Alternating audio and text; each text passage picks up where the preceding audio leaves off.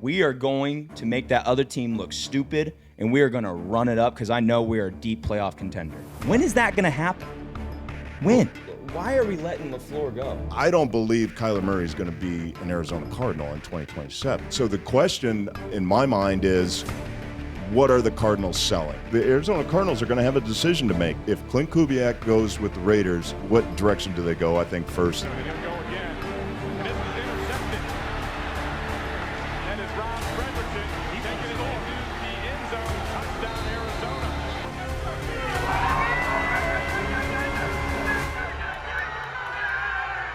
Welcome back to the Seein Red Podcast. This is episode 2. I'm your host, Cade Fredrickson. Along with me is my co-host, my father, Rob Fredrickson, 9-year NFL vet, 4 years with the Arizona Cardinals. Pops, how we doing today? Absolutely fantastic. Great. So today is going to be pretty straightforward, pretty simple. We're talking still Cardinals head coach. I'm fired up getting into this conversation, Dad. And I need some support for you. Yeah. Okay, from you. It's okay. I'm going to talk you off the ledge. Dude, It's going to be okay. I mean, why are we letting LaFleur go? He was here for 2 nights. We took him out to Steak 44. We gave him a great dinner. We brought him into the building, gave him a great interview, at least I think. They couldn't come to terms. They let him walk. Okay, now where does that leave us? That leaves us with waiting after the Super Bowl for Kubiak? I mean, this is like repeating the Gannon thing again.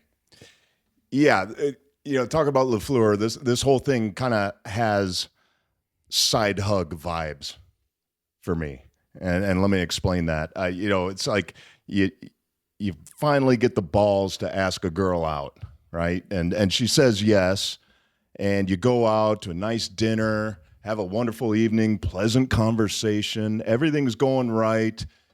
Take her home, and you get to the door, and just you go in for the kiss, and it's just a little side hug, right? Yeah. Side hug, and I don't know who is instigating the side hug here. I don't know if it came from the Cardinals, like if they pushed pause and they had second thoughts about LaFleur, or I don't know if LaFleur said, you know what, maybe this isn't right for me. I don't know what the situation is there, but clearly, and I'm not an expert on NFL coaching negotiations, but typically, if you have a coach in a building that you want and you take him out to dinner, you spend another whole day with him, interviewing him, typically you don't let that coach leave. You wrap it up. You somehow come to a verbal agreement, and then you iron out the details with the agent, but you don't typically allow that person to leave. So, I don't know if it was the pause was pressed by the Cardinals or LaFleur, but now we find ourselves in the situation where seemingly we're putting all our eggs into Clint Kubiak with the Seattle Seahawks. And, look, I get that. He is, in my opinion, the best candidate still available. I agree. What he's done for Seattle and basically transformed that offense and really instituted a great rushing attack for Seattle really is the reason, one of the main reasons why they're in the Super Bowl. Well, we wait after the Super Bowl and he wants to go to Vegas. Imagine if he wants to stay with Seattle if they win the Super Bowl. I mean, there's scenarios where he doesn't want anything to do with Arizona. Well, this weekend he is interviewing in person with the Arizona Cardinals. The Arizona Cardinals are flying up to Seattle. They're gonna presumably in a hotel somewhere off campus. So not at the Seahawks facility. That would be weird. They are going to conduct an in-person interview with Clint Kubiak, and so the question in my mind is, what are the Cardinals selling? Because I feel like at this point it's an interview, but it's really more towards Kubiak interviewing the Cardinals. Do you feel like the decision at quarterback maybe has a little influence on that too? Because I feel like that has a lot to do with this. You're the football player, right? You're the former player. the quarterback is going to be the biggest impact, in my opinion, to the football team, at least to where the coach's eyes lie. Because if I'm Kubiak, offensive guy, and I'm looking at the Raiders scenario and I'm looking at the Cardinals scenario, well, the Raiders are in the position to draft Mendoza, and they probably will. And the Cardinals have the question mark with Kyler Murray and Brissett, and we don't know what Kyler's doing, or if he's staying with the Cardinals or whatever the case may be. I just don't know if that has anything to do with it or not. It has everything to do with it. The quarterback is the most important player on the team. And so, yeah, getting back to what do the Cardinals have to sell, that's going to be a part of it. Look, we have Jacoby Brissett under contract. He can be a bridge quarterback. Yeah. We have Kyler Murray under contract. Now, I don't believe Kyler Murray is going to be an Arizona Cardinal in 2027. I feel like they're going to move off of him before the March deadline where the guarantee kicks in. I feel that whether they trade him or just cut him, they are going to move off of Kyler, in my opinion. So you can't sell that, right? That's not something that you're trying to sell. And some of these coaching candidates may have wanted Kyler. They may view him as an asset and want to build around him, but I think there's enough scar tissue that's been built up on both sides between the Cardinals and Kyler that it's just not something that's I can foresee happening going forward. So the Cardinals have to sell two things, either power and or money.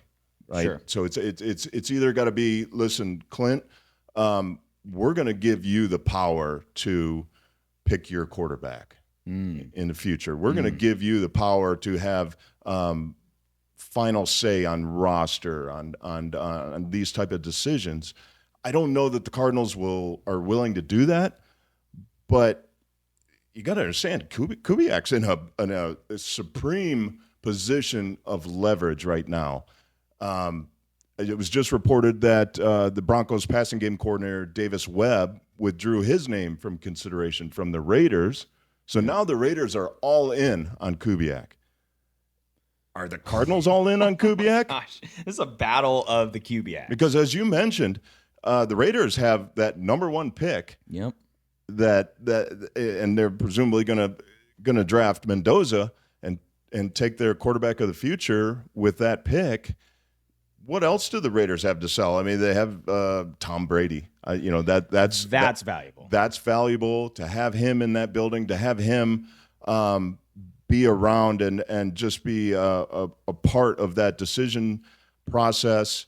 I could also see Tom Brady as being a liability, though. Is he going to meddle too much? Is he going to be like constantly looking over the new coach's shoulder? So I don't know where that lands, but you got Ashton Genty, great running back. Yeah. Kubiak obviously loves to run the ball. That's why he went to Seattle.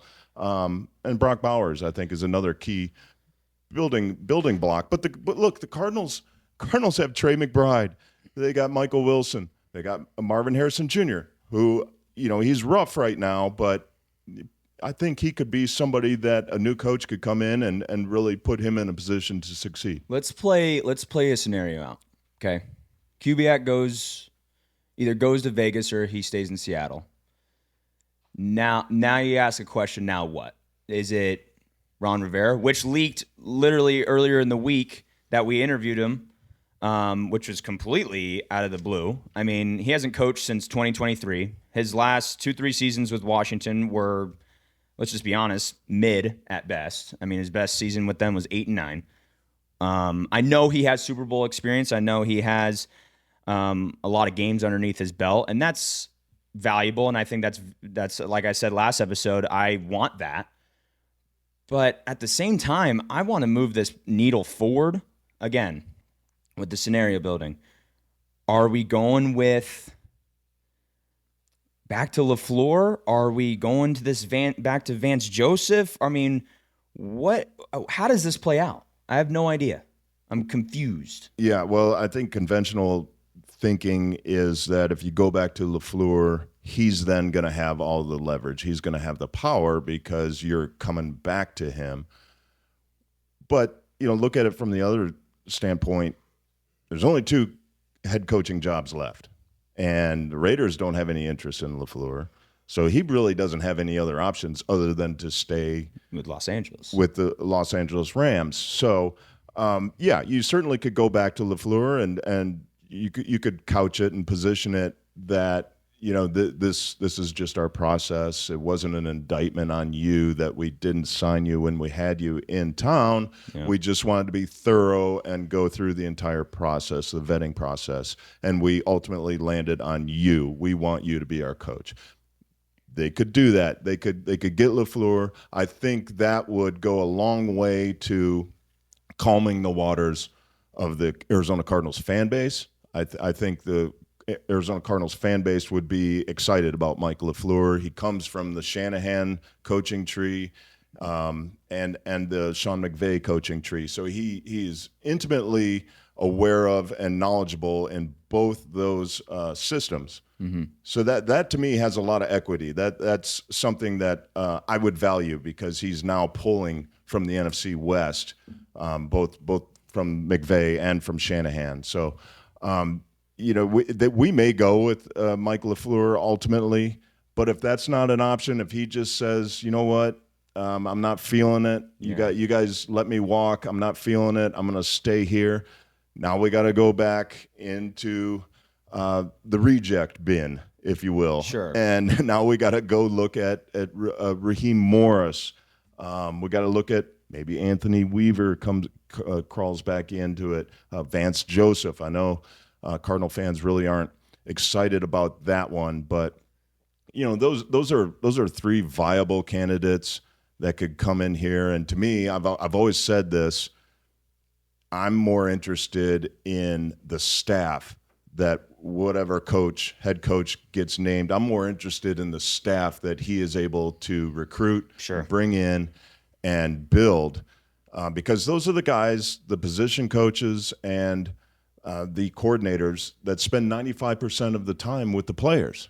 Yeah, the head coach, he's important. Don't get me wrong, and especially a coach that's like a genius in terms of either offensive or defensive schemes and philosophy. Mm-hmm. That's you're buying that system. That's important.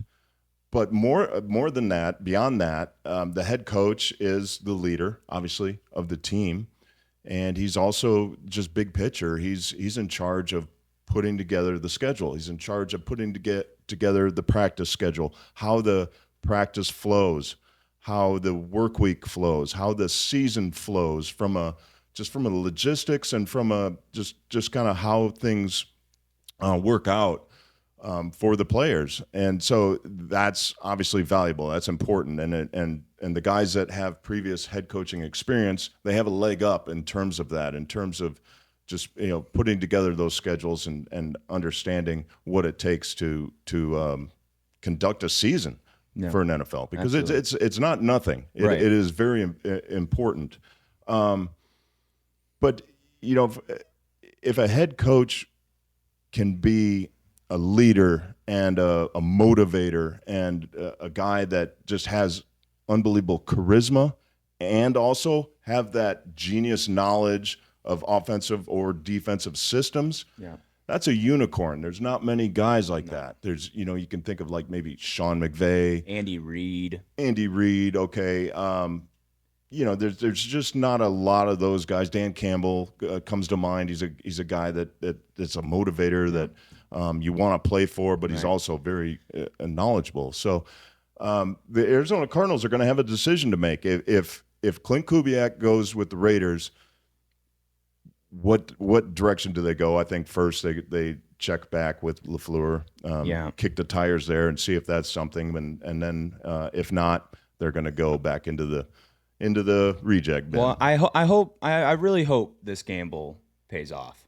I hope it does, and because we did the same gamble with Gannon, and there was some promise after his kind of first inherited year, right? He kind of came back. What was it, the second season, 8-9? Saw some promise there, but I kind of want to add on to some different topics, but right before I do that, I want to give a huge shout out to all of our listeners from episode 1. We received tons of comments in the comment section down below on the first episode. If you haven't seen that, go check that out. We appreciate all the support from Cardinals listeners, local listeners here in Arizona. If you have not yet, please smash the like button. Please subscribe to Seein Red Podcast here on YouTube and on Spotify and other listening platforms that you're currently listening this to. We appreciate all your support time and time again. We'll keep pulling content out to you guys every single episode, every single week. So we thank you very much for that. I would be curious, though, who is hiring this head coach? Is it Michael Bidwell? Is it Monty Ossenfort? Is it a combination? Who else is sitting in on those meetings and making that decision, and what level of influence do those people have? Because there's a lot riding on this, and you fired Jonathan Gannon after the season. How much, the question I would ask if I'm interviewing for the head coach job, the question I would ask is, how much security does Monty Ossenfort have? Because if you're going to hire me and things go south for a year or two while we're trying to rebuild this thing and trying to get it going, how much is Monty Ossenfort on the hot seat? How much is he skating on thin ice if he gets let go? And then all of a sudden you're going to hire a new general manager who's going to want to hire his own head coach. Yeah, that's not stability. That's not an environment or a situation me as a head coach, a prospective head coach would want to enter into. Sure. So that to me would be a big question. I would want to know, how much security does Monty Ossenfort have? I mean, listen, at the end of the day, whether that dream of mine happens or not, I went to 4 games this past season, 4 home games, and I love this team. I do. I love the games. I think they're very entertaining. I think we do have a fan base, but I get really discouraged when I walk in to State Farm Stadium. We're playing a divisional opponent, the 49ers, and I'm sitting on the home side, and I am just swallowed by 49ers fans. Yeah. I mean, I am just consumed by 49ers fans. When we played Seattle, Thursday Night Football, again, I'm sitting on the home side, and I'm swallowed by Seattle fans everywhere. There's more navy blue in that stadium than there is red. I want to get to a point in my lifetime where I can go to a Cardinals game, and it is just electric from the moment you walk in to the moment you sit down at your seat, that it is nothing but red in those stands. And there is nothing but just sheer Cardinals fever everywhere. It is embarrassing walking, like last year or 2 years ago, I went to the Detroit game when they came here. I mean, soon as I didn't, it wasn't even 10 steps into the stadium, and they're chanting Goff. They're chanting Lions. There's more blue in the stadium than red. I mean, when are we going to be the team like a Philadelphia Eagles when they win the Super Bowl, that type of caliber team? When I walk into a stadium, I know deep down inside that we are going to put belt to ass. We are going to make that other team look stupid, and we are going to run it up because I know we are a deep playoff contender. Yeah. When is that going to happen? When? Well, loyalty is a lagging indicator predicated by trust. And trust is only achieved through winning.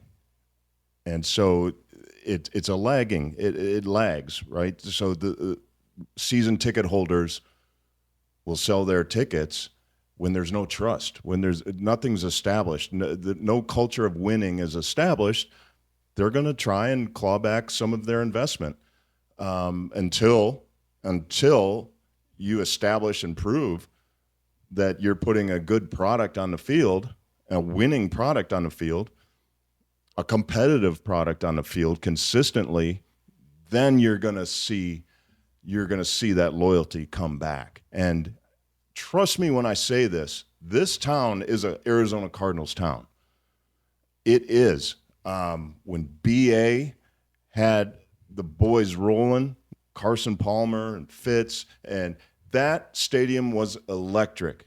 You couldn't hear anything in there. It was so loud.